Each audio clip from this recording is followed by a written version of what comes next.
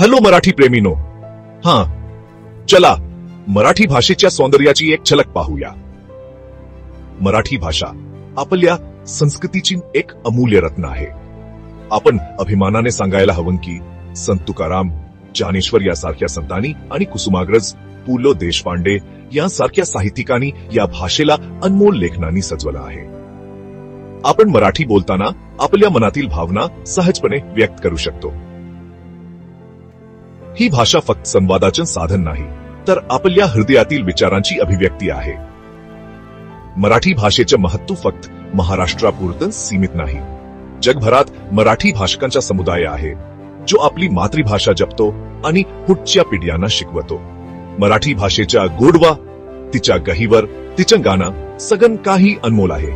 चला या मराठी भाषा दिवशी आपल्या भाषेचा सन्मान करूया आणि तिच्या संवर्धनासाठी कटिबद्ध होऊया. जय महाराष्ट्र, जय मराठी भाषा.